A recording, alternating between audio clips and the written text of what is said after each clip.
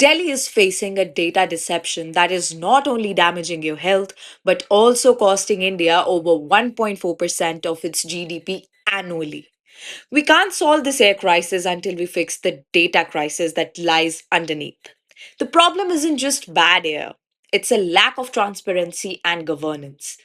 Key issues are creating a false sense of security. For example, hiding the toxicity. India's AQI scale is capped at 500, but the real PM 2.5 levels often far exceed this. This underplays the severity and risks chronic exposure, especially for children and informal workers. Active manipulation. Authorities have been seen using water sprinklers around the monitoring stations to artificially suppress the localized dust and lower the readings.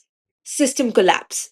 During the peak Diwali season in 2025, over 75% of Delhi stations went completely non functional or offline. When the system collapses during the worst period, emergency plans like GRAP cannot be triggered. The Supreme Court is now demanding answers, recognizing that this manipulation and dysfunction destroys public trust. Delhi is repeating Beijing's mistake during its denial phase of 1998 to 2012, when it had some of the world's worst air. The turning point came when the US Embassy in Beijing started publishing independent PM 2.5 data that flatly contradicted the official figures. This public outrage forced the government to abandon denial before the 2008 Olympics. Beijing's success proves it can be done. They took decisive action.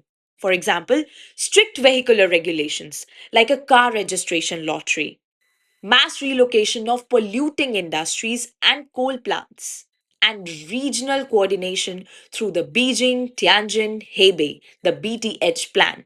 This comprehensive approach worked. Beijing's PM 2.5 levels fell by 35% between 2013 and 2017. The lesson for Indian cities is quite clear: denial delays action. We must prioritize regional governance, adopting a national capital region airshed policy, similar to that of Beijing's. The steps for Delhi are non negotiable. For example, an independent audit to verify the functionality and location of all the monitoring stations, full transparency to give citizens access to raw, unaveraged pollutant data, and legal reform to enact a clean air accountability bill defining penalties for data suppression or manipulation. And lastly, integration and usage of air data to track health outcomes in hospitals for real time risk assessment.